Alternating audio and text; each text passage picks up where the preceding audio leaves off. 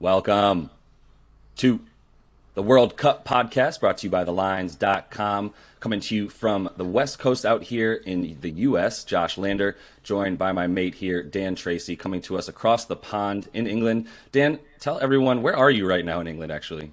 So I'm in Newcastle, which is in the north of England. It's sunny for England. It's at least 25 degrees, so we're all sort of whinging about the weather over here. But I guess to you guys back over the pond, 25 is absolutely nothing at the moment, is it? No, not at all. And for those who don't understand Celsius, I believe we're talking somewhere close to like 75 degrees Fahrenheit-ish, right? Somewhere around there, maybe? About 80 or so. So I guess, as 80. I say, that's absolutely nothing for you guys. But in this country, we're not built for heat, and we're all struggling. Understood. I totally understand that. My pale self definitely understands that. In case you guys are not able to pick up on that, obviously Dan is from England, which makes him an automatic professional and expert when it comes to, as we call it, soccer here. And we'll excuse him as he calls it football and does things like, give us the weather in Celsius. I'll do my best to translate, and he'll do his best to translate for his mates as they watch this over there as well. We are going to be coming to you guys with some World Cup stuff pretty much each week as much as we can leading up to this World Cup. We are super far ahead of things right now, still very early on in August. Obviously, we still have at least about 3 months or so to go for these games to start kicking off. Not our favorite time to necessarily start laying down bets on a lot of the stuff we'll talk about here, but things to watch as we get closer. Obviously, we want to make sure players are not getting hurt as the Premier League kicks off and gets into gear, as a few other leagues do as well. So players obviously still have the opportunity as they're playing for their clubs to potentially incur some injuries. Knock on wood, that doesn't happen. But that is a big reason, at least, why, and obviously even managers still really filling out their clubs and letting you know who's going to be in and out of those lineups throughout the World Cup and the group stages. So we will be monitoring all that. But for this one, we are going to jump into the Golden Boot. Dan wrote a great article. It's getting a lot of traction on thelines.com.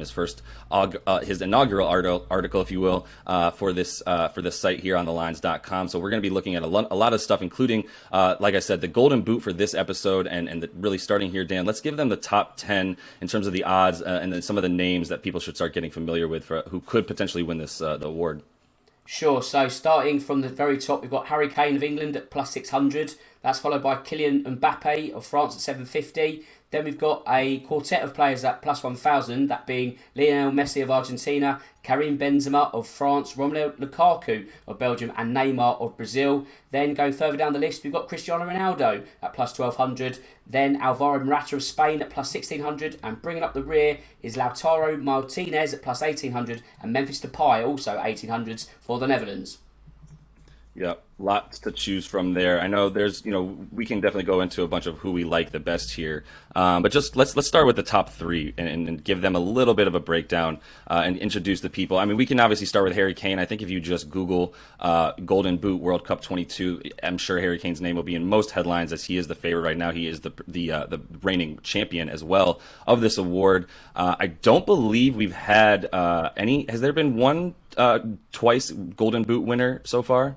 Not from memory, no. Once you win it once, it's sometimes a bit of a curse. So Harry Kane's going to look to try and break that. And although he is the favourite, and that comes with its own kind of risk, because it can be a bit of a lazy bet just to pick the name at the top of the list. Harry Kane is a man who not only won the award 4 years earlier, but is a striker who is 4 years better, if that makes sense. He's a different kind of striker, a better striker. His positions has evolved at Tottenham. He's knocking on the door of England's all-time goal-scoring record. What better place to break that than the World Cup in Qatar? He's just going to be hungry for it. And I think the fact that he went through a little bit of a phase of having his head turned at Tottenham last season, so not the season we just started 12 months ago, but now he's fully on board for Tottenham, and with Antonio Conte at their helm, it seems to be thrusting Kane to be an even better player. And if that form transfers over to the international stage in November and December, then there's no reason why Kane can't win the award for a second time. And then I think you add the fact that he's known for getting slow starts often, right, in the Premier League. So by the time November rolls around, he's in peak form, right? That's something that I think you can kind of bank on for this year as well. A big guy with a big engine that takes a minute to get revved up, but he should be in peak form by the time that this tournament rolls around. So yeah, move us on to the next. We've got Mbappe at plus 750 right before you get to those guys with the plus 1,000 odds there. So Mbappe, I mean, doesn't much need to be said. He became the first teenager since Pele to score a goal in the World Cup. In the last one, won the youngest player. He really broke out and has not really looked back, leading La Ligue in goals a couple of times at this point. So what do you like about him for this one? Is this one that you consider a pretty good value bet? I do, because if France are going to be one of the favourites to also win the World Cup, goals are going to have to come from somewhere. I mean, you could pick a number of options for France, but when you consider Kylian Mbappe burst onto the stage 4 years ago in Russia, you look at what he was then, and it kind of everyone stood up and thought, wow, this is going to be a player. Now he is that player. He's that good. I mean, the world, he's already conquered it once. There's no reason why he can't do it again. And I just feel that with Mbappe, the luxury he has is that with him playing at PSG still, he's not even going to get into second, third gear. He won't need to. So, yes, you could argue from a Harry Kane point of view that getting revved up before the World Cup will help him. You could also flip that on its side and say, for someone such as Kylian Mbappe, he's not going to run the risk of being injured, tired by the time it gets to November. This is kind of his playground the next couple of months in France. He's just going at half pace. By the time he gets to the World Cup, he's going to be ready to be absolutely unleashed. And for that reason, goals could also follow. Yeah, I would agree with that. And I know we also chose here to in this sort of section of our podcast in this episode, we're talking top three breakdown. Like we said, there's now 3 or 4 guys that are at plus 1,000 following Mbappe at plus 750. We're going to talk about Benzema in this part because we don't necessarily like him as the best value, I don't think. So, I do know we're going to give Neymar a little bit of attention, as well as Messi, both at around plus 1,000, plus 1,200-ish, depending where you find it. But for Benzema, the teammate here of Mbappe, had a really good season. I mean, he's definitely not seemingly like he's aging well, let's say that. So is he sort of able to sort of be the beneficiary of Mbappe creating as well, or is this not necessarily the greatest value bet at plus 1,000? It's mostly just because this France team is so loaded, you expect them to have a ton of goals, and the striker is going to be someone who you expect to get those goals, but maybe not the best value at plus 1,000. What's your take there? Well, this is it. I don't think it is great value, only because yes, you're absolutely right in the sense that Benzema scored multiple goals in the Champions League. He's aging like a fine wine, shall we say. He's getting even better with age. But the problem you've got in international football is that each big nation has one kind of talisman, one key striker. France have got the luxury of many, and the problem there is they'll probably undercut each other in terms of goals. So whereas Harry Kane will be in supply with the likes of Raheem Sterling, Phil Foden on either side, the goals are always likely going to come more from Harry Kane, whereas in France, you've got even Antoine Griezmann to add to that list. So the kind of spread's going to be a little bit more thinner for the likes of Mbappe, Benzema, and any sort of teammates. So that's why I wouldn't put this pick of Benzema at plus 1,000 as the value pick. It's top 3. I mean, he's obviously got a great chance of scoring a decent amount of goals. But if I was looking down the list, I feel there are better picks at that price. I agree. I mean, I will say, obviously, one of the things going for Benzema, as we say, this French team is as talented offensively as the likes of when they had Henry and Trezeguet, and the list went on for that team as well. This team rivals that in its depth and ability on offense, which brings up the point why you really want to look at guys who are on squads that you expect to go far. That's a big part of this entire play here is which team is. It's this sort of a nice little split of which team do you think is going to do well. As you mentioned, what's the role of the player, especially within the formation that the team plays. Who's going to be the beneficiary of a lot of things such as that. And I do still think that obviously Mbappe is a much better bet there, even with the slightly worse odds than Benzema, or shorter odds, I should say. But let's move on to a couple of the guys that we talk about with value here. We've got Neymar plus 1,000. I'll start with him. Someone who has been known to bring it here and there, but maybe you want a bit more from him on the international stage, such as this. So what do you look at with a division? A group where you're talking about Serbia, Switzerland, and Cameroon. One that you expect them to come out of, obviously, but are those good matchups for him to score some goals? Yeah, I believe it is, because Neymar's done everything on the club stage, but he's never quite hit the same heights at the international theatre of war. And I feel that until he does that, he's never going to be lauded in the same company as the likes of Lionel Messi, Cristiano Ronaldo. And if Brazil are favourites to win the World Cup, they're going to need goals. If they're going to come from somewhere, they are more likely to come from Neymar. And what you want to look for in any pick that you make in the Golden Boot is kind of banking goals early in the group stage. So if you're looking at favourable fixtures, as you mentioned, Serbia, Switzerland, Cameroon. Serbia, Switzerland don't give away much, but Cameroon, no disrespect to them, but probably going to be right for plucking in terms of goals for Neymar. So there could be at least 2 or 3 goals before we even get to the knockout stage for the Brazilian, and I feel that's why it's a better value pick than, say, Benzema at the same price of plus 1,000. And we know Brazil's is not scared of running up the score. They will continue to attack and attack and attack, and we may see a potential 4 or 5 goal game for them at some point, which does make you feel good about it. And like I say, where he's playing on the field with their formation as well for Brazil, I feel pretty good about him being the beneficiary of that as well. But let's this is I love this best value breakdown section here because we've also got Messi that you want to talk about. We've also got Christie as well at plus 1,200. And you can find Messi at some places. He's listed plus 1,000. You can also find him plus 1,600. Get a bit more juice there. We will make sure to have that odds checker available on thelines.com so you can make sure you are shopping all the golden boot lines to the best of your ability. But give me a little bit of a rundown of both of those guys, Messi and Christie, the ageless wonders who, look, I mean, their time is short. Their time left is short, right, in their careers. But when it comes to this big stage, especially starting with Christie, I would not be scared of a bet on him and his ability to shine on a big stage. Well, this is it, because you're not the international record goal scorer in the whole world for nothing, and Cristiano Ronaldo is that man. And I feel that at plus 1,200, that's a bit of a steal, to be honest. I mean, over my side of the pond in the UK, it's plus 1,600. Messi was the same. So when I saw the US odds, I was like, wow, that's probably on the short side, really. But at the same time, It still feels a good bet, because when you look at Ronaldo's group stage opposition, that being Uruguay, Ghana, South Korea, again, there's goals in that group quite easily, and Ronaldo will drag Portugal up by the bootlaces if needed. And in Euro 2016,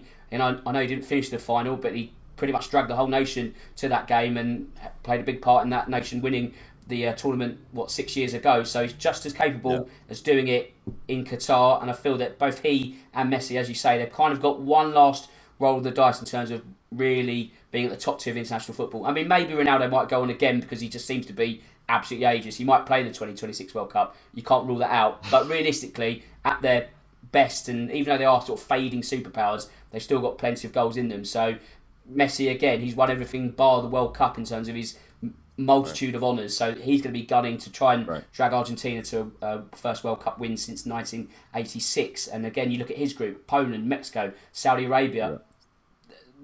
Saudi Arabia could be the whipping boys. No one wants to be that, but when you look at their outright odds, they are very, very big and long. So a goal's going to be there for Argentina, not just Messi, but his teammate Martinez as well, who we mentioned earlier at plus 1,800.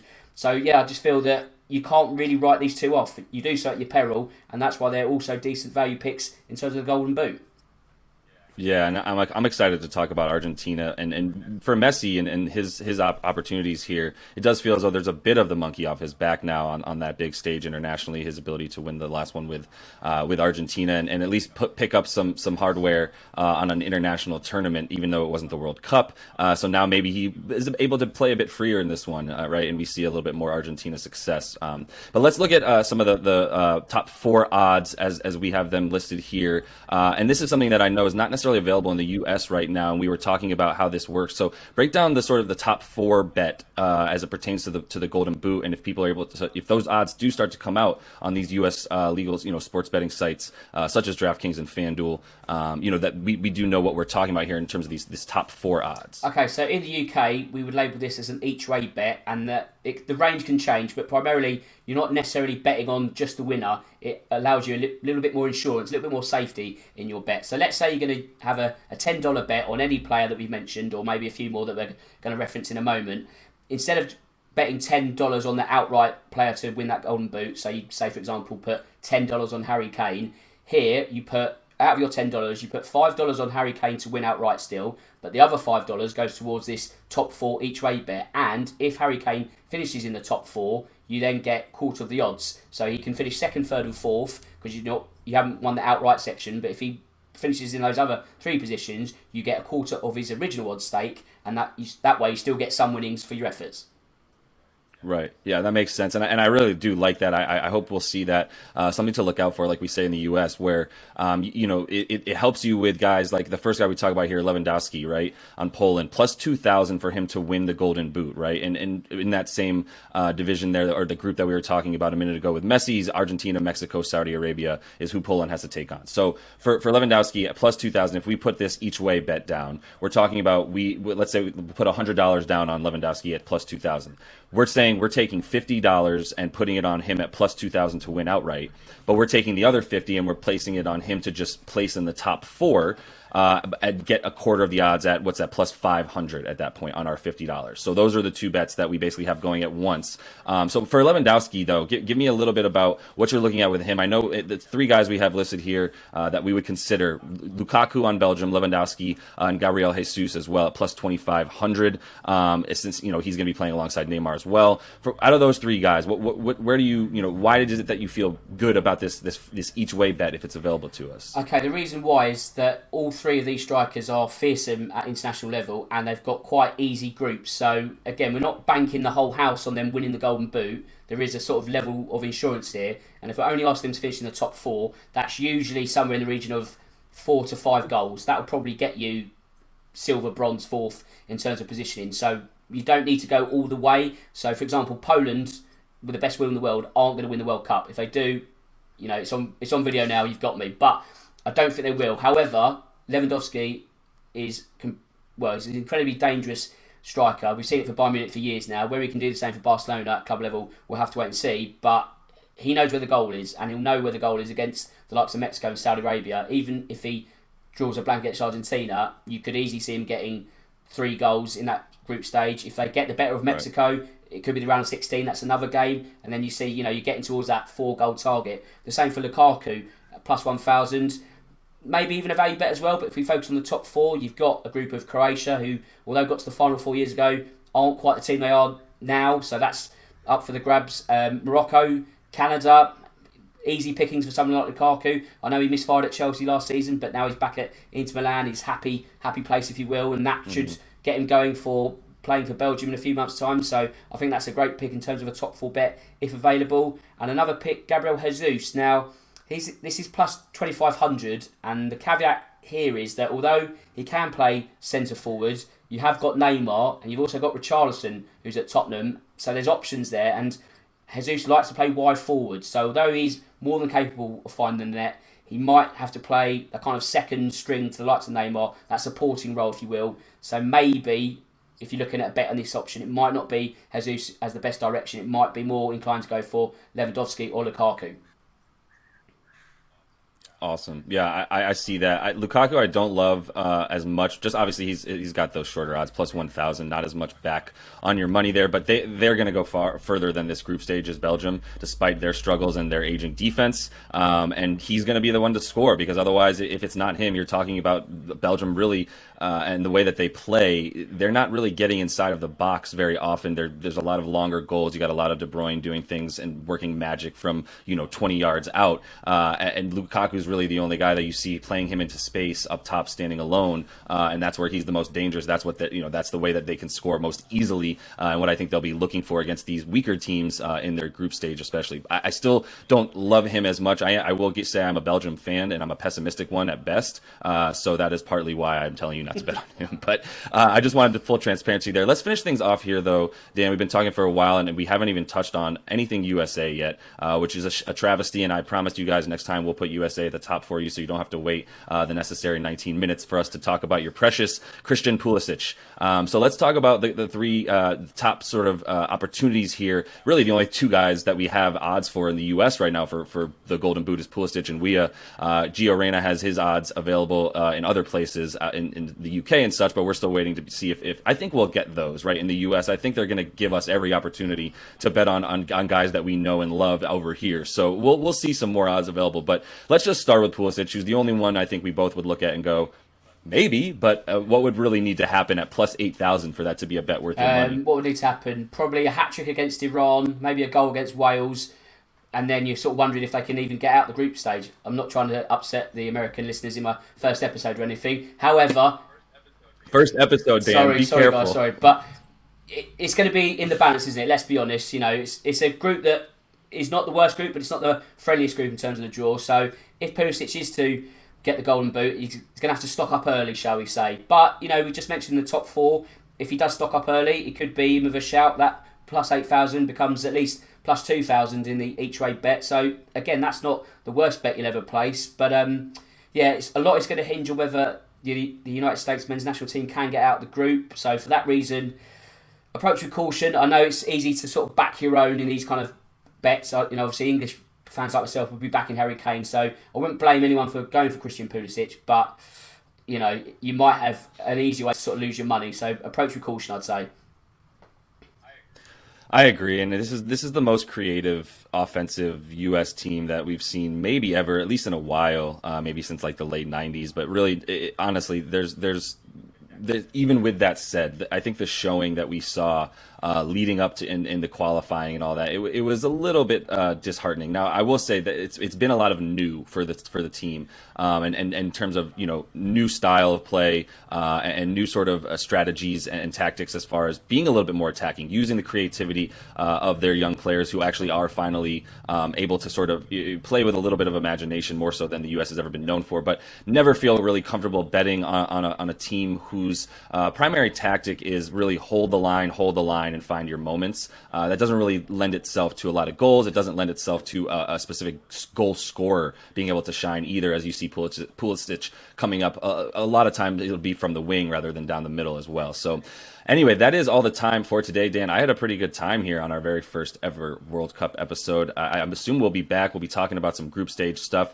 As we mentioned, there's a lot to look at here. We can talk about group stage, who's going to obviously advance. We can talk about who's going to get to the quarters, the semis, and the finals, and all types of fun bets that we can put together for these World Cup and soccer and footy and football bets as well, as we say. So we will continue to bring these to you. Make sure you are liked and subscribed to that page so you can continue to get these great World Cup content from us. Dan will continue to write for us. I'll probably throw some written stuff on thelines.com as well. So until we see you next, happy betting.